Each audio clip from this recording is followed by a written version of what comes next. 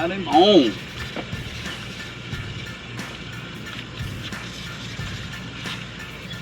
Come on, Crappie. Hup.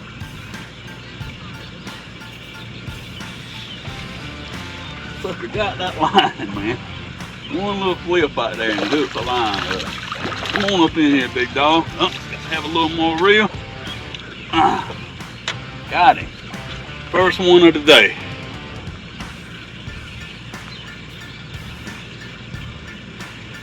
Give us a little slack here. We're on the board. Probably about 9.5, maybe 10 inches.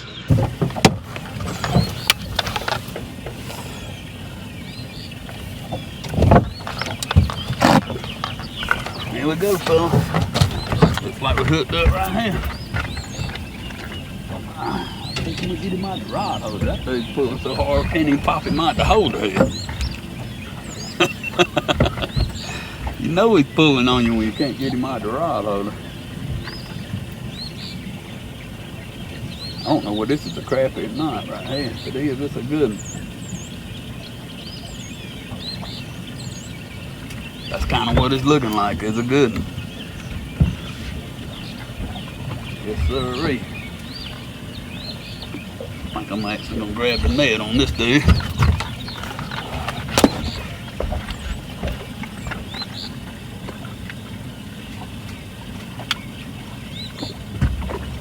Come on up in here, my friend. It's the boat and get it going the right way. See, can we get this guy off of here? There we go, man. That's a pretty nice one there. Pretty nice crappie. We'll take them like that all day long. A lot of stuff floating in the water, and I hadn't fished Greenwood in about a week and a half for crappies here, but we're gonna give them a try today. My name's Mark. I'd like to welcome you to Whisker Pig Fishing. We long line trolling for crappies today. Far cry from catfishing, but I decided I was gonna do some different stuff this year, catfish and some other stuff. So I hope y'all guys will stick with me and see can we learn something together. Come along, let's see what Greenwood has for us today. Hey, dude. This guy's across everything back there. He didn't cross some of the line. He's across all of them. Let's see can we figure out where he's at here. And see can we get him up in here without having a big old mess. Cause I don't know about y'all, but these dudes always be trying to tie you up in a big knot. I think he's under all of those. You're gonna be able to pick him up right through this hole right here.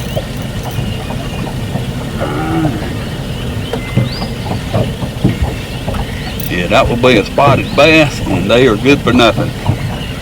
I'm sorry to your bass guys, but they really hurt our lake, man. They eat the fries up, and they're gonna decimate the largemouth if DNR doesn't do something with them. Alright, we got brush piles right here. So what I'm gonna do is kick the trolling motor up on high. I call it hitting the rabbit button. I'm gonna hit the rabbit button and pull us over and see can we get over this brush pile without hanging all this stuff up. Yeah, they guaranteeing us about a 25-mile-an-hour wind today. So it's gonna get interesting. As you see, we got one of those right there. I just stopped the spool from spinning and let the boat break the rod off. Give us another second to clear this brush pile and we'll go back down to where we were at. I can see now this wind's gonna give us a little run for our money today, but it's all about learning. And I'm marking fish right here right now over the brush pile that I see there's crappies on top of that brush pile. I can see a rod right here that's looking a little crazy. Let's see what's going on. The line's just across all that back there. It's across all that because it's got a fish on it.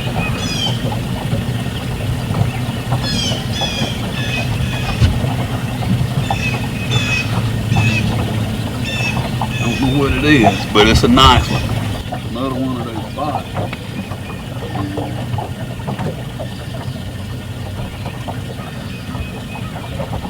This guy here looks like he's long enough, so he's gonna make the fry pan. That guy come on just a little 16th ounce jig. I'll talk a little more about how I got it tied on here. It's the thing's green and chartreuse looking with a clear chartreuse glitter tail. And we call that thing John Deere green. And there we go. Yeah, it rained. It'll take it a couple of days.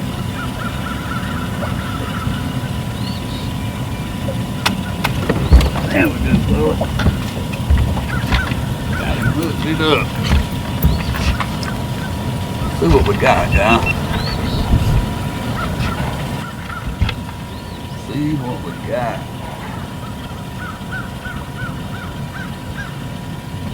Little crappie looks like, maybe. Let's see. Nope, this is a white perch. Something for the bait tank at the house. We're gonna turn that into a big old flathead catfish. What you think about that? Catfish candy. That's my target next week. We're going back catfishing. Oh, we hooked up again, fella. Trying to change the battery in the back and the thing there. We're getting hooked up. See what we got. I think he's got a line on this rod right here. I think he's gonna get about half of them, looks like. I mean, that's just part of it. Sometimes with this, you just can't get away from it. And this looks like another crappie, a nice one too. We'll take that guy. Yeah, the only thing you can do when you get like this is to try to get your jig back out of the line. And once I get that thing free, I just drop all this back over in there. And we'll try to make sure we straighten out. We kind of hooked on something on the boat right here. So I'm just gonna flip this up here and get this going out. And that's our target right there. That's what we're looking for. I'll pull these lines behind me just a few minutes and see if they straighten out. If they line back up, then they come undone. If they don't, you gotta reel them back up and get your stuff back together. And I think we got two hooked together, so I'll reel one of those in and try to get that unhooked. Y'all can see we got a mess right here. Got a mess. Yeah, you get a big tangle like this. One thing I did was I went by a dentist's office and just asked them if they had a pick. And they actually had them for promotional items and gave them to me. I can't remember the name of it, or I'd tell you what it was, but I can't remember it. And I'm gonna take this pick and try to pick this stuff out right here. Get us enough slack to be able to pull on it. So if you don't pull these things down tight, most of the time you'll be able to unhook them. And to do that, I just look for the loop. See how the loop's coming through and try to put that through there. And it's gonna take a minute, don't get in no hurry. And if you get mad really easy, probably not the thing you want to be doing. Y'all know I catfish with a bunch of rods too, and getting tangled up is just part of it. If you don't want them to get tangled up, just fish one rod. It's simple. But if you're gonna do this, you're gonna get tangled. It's just part of it, man.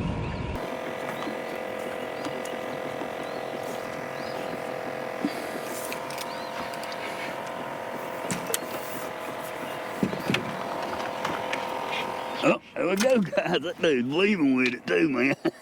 This is probably a spot. That sucker pulled it over, did he not? This is probably one of those spots.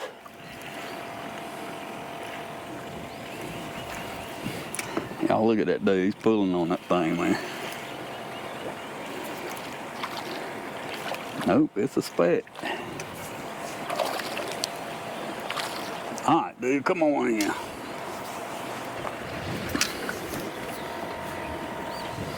Another nice one, man. That dude just barely hooked. Look at that. We'll take him though. That one come on that John Deere green again. Just a nice fish, man. We'll take them like this all day long. Come on over here, dude. Yeah, you got to fight these things up through them lines right there. This is a large mouth for a spot.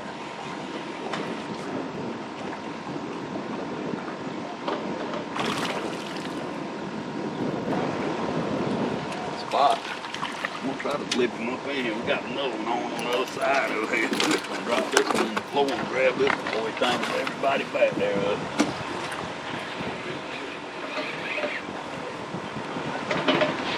Pretty sure spotted bass.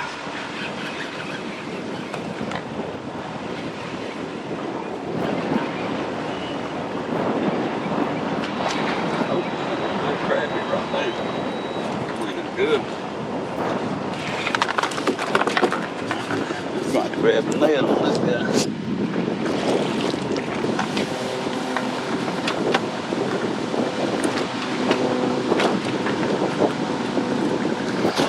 That's what we're looking for right there, some of these hammers, man. When they come on, try to catch the boat up. We're getting like a 15-mile-an-hour wind. They calling for 25 today, so we may have to make some adjustments here.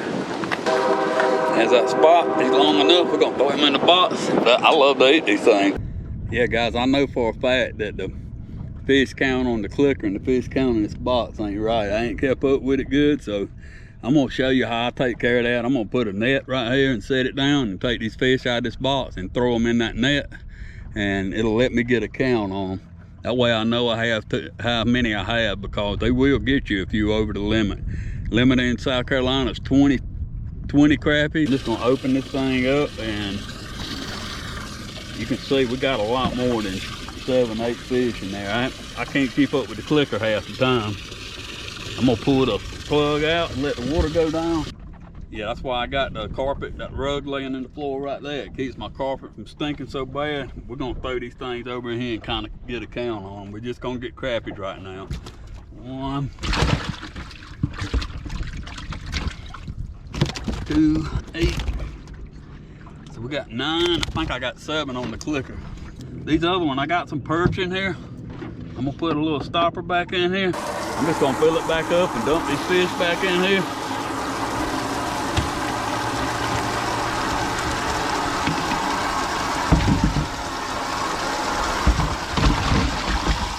We'll let it fill back up. That way we know we're within the limit. But I'm telling you don't want to be out the limit. It's no fun whatsoever, man. It is expensive. They actually charge you by the fish. See what we got. Dude's putting the pull on. This is probably the spot. He's got a line. Oh, this is another big crappie right here. I'm gonna try to flip him. He's got the line up beside him right there.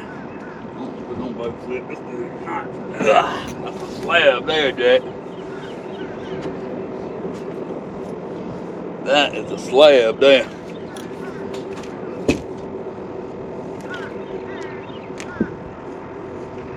Yep. We're looking for them like that, guys. Yeah, what y'all think about that? I like them like that, man. It's a good eating right there. Yeah, we caught them from around 6 to 9 feet, and then out here 17 to 20. I don't market. I'm not marking a lot of fish right here. They just scattered out, but they seem like they some bigger fish.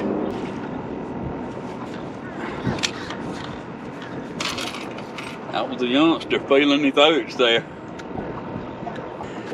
It's a keeper. We'll take that one. They get much smaller than that. I don't usually keep them. They're legal down to 8 inches, but this one's probably 9.5. That's about where I aim for. Yeah, you got to watch your stuff, because we had that rain last night. You'll pick something up like this, and you can troll this all you want to. You're not gonna get a bite. So if you see a rod that's not acting like the rest of them, pick that thing up and check it out and see what's going on with it. It don't cost nothing to reel it back, make sure it's good, and send it back out there. Here we go, buddy. Got him again. Got us another one, man. Some fish right there. They stacked up. There's so much trash in the water right here. It's gonna be hard to fish. I mean, it's loaded up with all kinds of stuff. Here we go. These spots, they biting that underspin. A lot of days the crappies will get on it, but we'll take these fish right here. I mean, they're good to eat. They're not a crappie, but they're good to eat. That is a nice one, man. We got another line right there. So like I tell you, get your stuff loose while you as soon as you can, and get it back out there, and it won't tangle up most of the time. All right, fellas, I'm gonna try to show you right here. I don't know whether you can see this or not. these lines, they pulling straight behind these rods. So when I get one hung up or I'll reel one up and it's tangled in another line, I'll try to throw that line back out there. And what you're looking for is this line to go straight out that rod. If it's off to the side, or it's not tight, then you know something's wrong with it. And I got one right here that it's not quite tight, so something doesn't quite look like right about that. So we're gonna try to see can we fix that. So I'm gonna pull on this thing. I can feel that jig back there. So I'm just gonna drop this back down and make sure that we're not in this line. While I'm doing that, I'm watching these two lines on both sides to see if I get any slack or anything to show me that this rod's hung in that. And I don't, so I think this rod's a little too close because I didn't get to cast it back out, I just let it back out. So I'm gonna drop it back down, put it back in the holder. And like I said, I'm looking for this rod to get dead in line. The line to get right behind that rod. And you see the distance that the tips are spaced out. That's about the distance that the jigs are pulled apart. So you just, you experiment with this, man. Make different length casts and different things like that to try to figure out what's going on. Well guys, we pulled back up in this pocket. We hadn't done any good. So I'm gonna wheel us back around here and try to take us back out. We're gonna fish this main point again. It seems like the pattern that's developing with the bigger fish is these main points that go all the way out and fall off into the main channel out there. So we're gonna flip this thing around and pull back out of there. I'm actually gonna kick the trolling motor up on high so we can get on back out there a little bit faster, and you just gotta experiment around. Yeah, we got 3 or 4 rods. We ain't got in the water right now because I can't do nothing with them. And as you see, when you get one setting like that, it's always gonna give you a problem. Oh, he's leaving with it. That's one good thing about these rods. They have got a lot of bend to them because I don't run the drag light on them. I kind of keep the drag real tight. So if you get hung up while you ain't looking, you're gonna pull all your line off the reel. This is another spot right here though. Let's see, can we grab this guy? There we go, that one right there is box worthy. I'm just fishing a 1/16 of an ounce jig. I got that on a loop knot. We call this jig John Deere green right here. It's just green with a chartreuse side and a chartreuse tail, more of a yellow side than it is really chartreuse. And all I'm doing is just taking these things and I'm throwing it a long cast out the side. I throw this out the side so that it can pull itself back. Y'all apologize for all the noise, but this is lake life. People live out here. This lake right here is covered in houses, so it's hard to get a good quiet video. Matter of fact, you're not going to. You just wait on that thing to pull back. Some of these other ones that I'm fishing a little bit closer in, I'm doing the same thing. I'm just taking a minnow. I'm hooking him like so, and when the wind's not blowing, you can cast these things back out. But another way that you can do it is I drop it in place right here where I want it to go out, and I pull slack. And this is a 9-foot rod, so I'm gonna pull this thing about 3 times, and that'll put me out there somewhere around 30 feet. And that's kind of about what I figured the cast are. Well guys, that's gonna do us today. Man, we caught some nice fish, had a bunch of them. I mean, it's a bucket full. I'll get you a shot of that. That's a bucket full. That's some perch, bluegill, crappies, some largemouth, some spotted bass. Just all in all, it was a good day there. I'd just like to thank you for joining me here on Whisker Pig Fishing. You guys are what makes this happen. It's a lot of effort goes into these things, and if it wasn't for y'all watching, I wouldn't be doing it. I'd just be fishing. But thank you again for joining me. Check us out on Instagram and Facebook at Whisker Pig Fishing. And as always, you guys have a great day, and God bless.